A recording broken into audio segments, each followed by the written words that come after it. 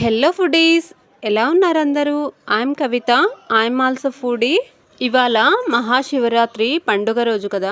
మా ఇంట్లో చేస్తున్న స్వీట్ అయితే ఓలిగా అండి.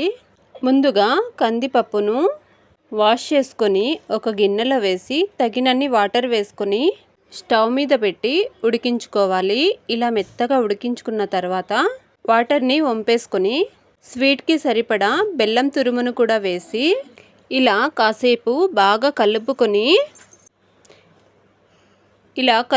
తర్వాత ఈ మిశ్రమం మొత్తం బాగా చల్లారేంత వరకు ఒక మూతను పెట్టి పక్కన ఉంచుకుందామండి.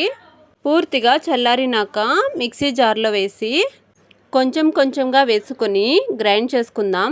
ఇలా మొత్తాన్ని గ్రైండ్ చేసుకున్న తర్వాత ముందుగా ఒలిగ రవ్వలో కొంచెం పసుపు అలాగే కాసింత సాల్ట్ వేసి వాటర్ వేసుకొని ఇలా పిండిని తడుపుకుందామండి. ఒలిగ రవ్వ మొత్తం ఇలా తడుపుకున్న తర్వాత కాసేపు క్లాత్ వేసి నాననించుకుందాం. ఇప్పుడు పిండి ముద్దను తీసుకొని ఇలా ప్రెస్ చేసుకొని అందులోకి పూర్ణ ఉండను ఉంచి ఇలా చుట్టూరా కవర్ చేసుకొని ఉండగా చేసి కాసింత ఆయిల్ వేసుకొని ఇలా ప్రెస్ చేస్తూ ఆలోపుగా స్టవ్ మీద ప్యాన్ పెట్టుకొని ఆయిల్ వేసి ప్యాన్ను హీట్ ఎక్కనిద్దామండి.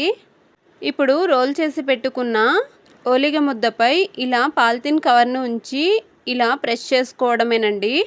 ఇది రౌండ్ షేప్లోకి వచ్చినాక కాలుతున్న ప్యాన్ మీద వేసి కాసింత ఆయిల్ వేసి మంచిగా ఫ్రై చేసుకుందాం. రెండు వైపులా టర్న్ చేసుకొని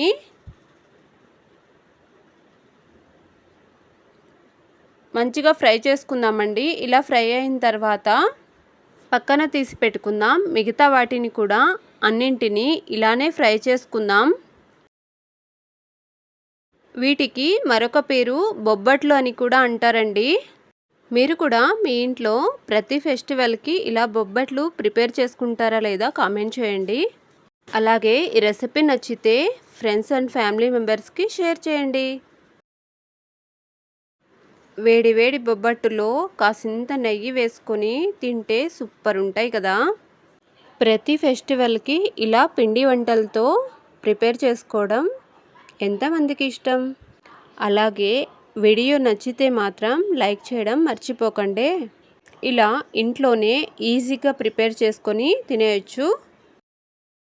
మరిన్ని ఇలాంటి ఈజీ రెసిపీ కోసం సబ్స్క్రైబ్ చేసుకోండి.